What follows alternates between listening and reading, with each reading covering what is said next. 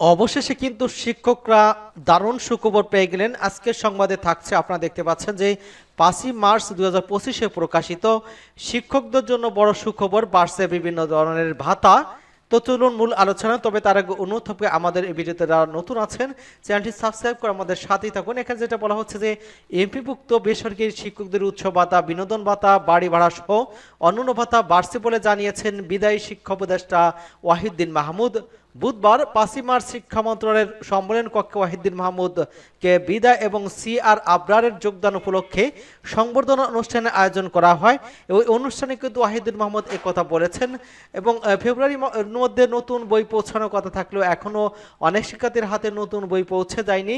এ বিষয়ে ওয়াহিউদ্দিন মাহমুদ বলেন, আগামী 10 মার্চের মধ্যে সব শিক্ষার্থীর হাতে বই পৌঁছে দেওয়া যাবে। তবে বই ছাপাতে দেরির পাশাপাশি কিন্তু ডিস্ট্রিবিউশনের সমস্যার কারণেই এখনও কিন্তু নতুন বই পৌঁছাতে দেরি হচ্ছে।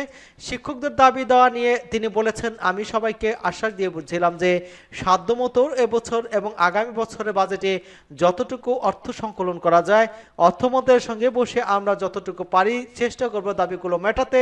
তিনি বলেন, এক বছরের বাজেটে দিয়ে কীভাবে পুনর্বছরে বৈষম্য ঠিক করা যায় কিন্তু শুরুটা করা দরকার, সেই শুরুটা আমরা করে দিয়ে যাচ্ছি।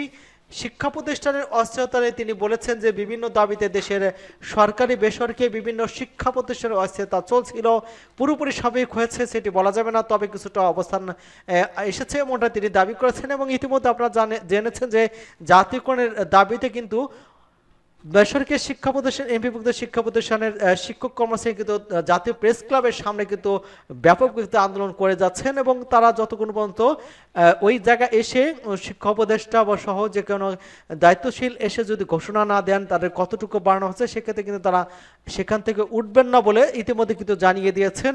এবং এখানে যেটা আরও বলা হচ্ছে তাদের পক্ষ থেকে যে এমপিভুক্ত শিক্ষকদের উৎসব ভাতা, বিনোদন ভাতা, বাড়ি ভাড়া, চিকিৎসা ভাতা এবং এবছরের ঈদুল আজহা থেকে শুরু করে আগামী বছরের বাজেট থেকে অন্তত কিছু বাড়বে বলে আশ্বস্ত করেছেন বিদায়ী শিক্ষা উপদেষ্টা।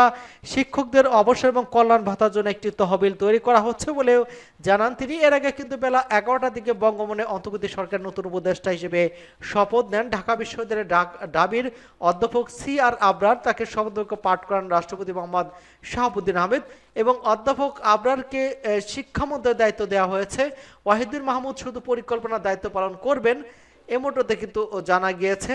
এবং এসে কিন্তু তিনি শিক্ষা বিষয়ে যে অসামঞ্জস্যপূর্ণ যে রয়েছে সেগুলো কিন্তু তিনি একটা যৌক্তিক পর্যায়ে পৌঁছাবেন বলে তিনি আশা ব্যক্ত করেছেন।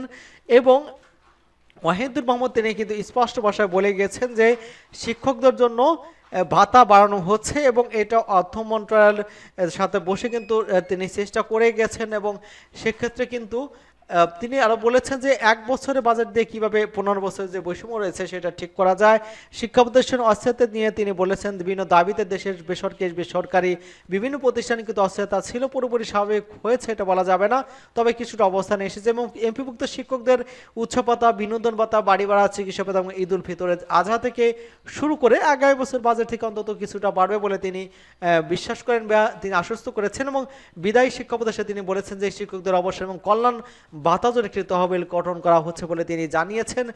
এবং এর সময় কিন্তু অন্তর্বর্তীকালীন সরকার নতুন যে শিক্ষা উপদেষ্টা আবরার তাকে তিনিও তার পাশেই বসা ছিলেন এমনটা কিন্তু আমরা দেখতে পেয়েছি। তবে আশা করা যাচ্ছে অতি দ্রুতই কিন্তু এইটা বাস্তবায়ন হবে বলে তিনি আশা ব্যক্ত করেছেন।